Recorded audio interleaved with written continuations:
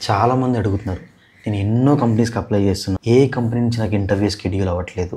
అన్నీ రిజెక్షన్ ఈమెయిల్సే అని చెప్పి. ఈ వీడియో ఫుల్‌గా చూడండి. సో, ప్రాపర్ స్ట్రక్చర్డ్ రెజ్యూమ్ ఎలా క్రియేట్ చేసుకోవాలో మీకు క్లారిటీ వస్తుంది. సో, సమ్మరీ సెక్షన్‌లో just keep it very minimal. So, మీరు ఎలాంటి రోల్ కోసం చూస్తున్నారు, మీ యాస్పిరేషన్స్ ఏంటి, మీ గ్రోత్ ఎలా ఎక్స్పెక్ట్ చేస్తున్నారు, you just keep it there.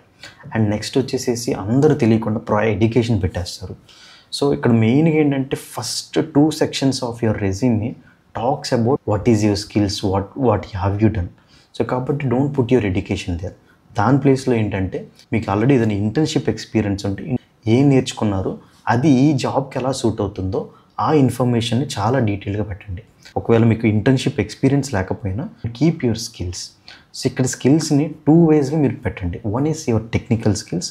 ఇక్కడ మీకు తెలిసిన కాన్సెప్ట్స్, ఫండమెంటల్స్, మీకు హ్యాండ్స్ ఆన్ ఎక్స్పీరియన్స్ ఈ ఐడియా ఉంది, వాటి గురించి నోట్ డౌన్ చేయండి. నెక్స్ట్ టూల్స్ కంటే ఒక సెక్షన్ పెట్టండి.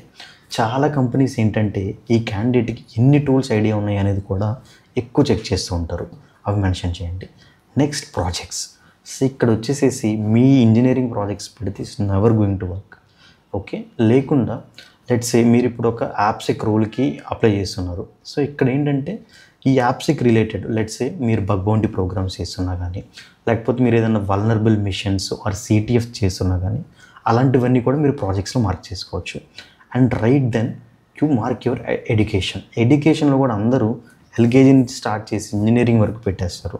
Not like that. సో, మీ 10th ఇంటర్మీడియట్ ఇవి you are not required to note it down.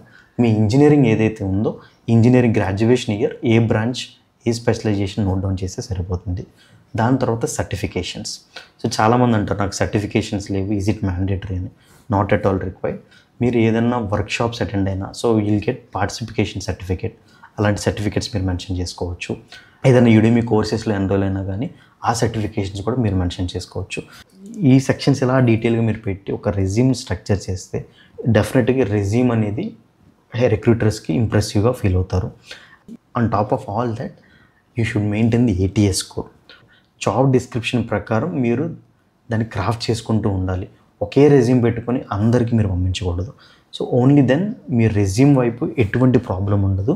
And definitely ఆ రెజ్యూమ్లో ఉన్న స్కిల్ సెట్ మీరు కన్వే చేయగలిగితే in part of your interviews, definitely will get into an opportunity.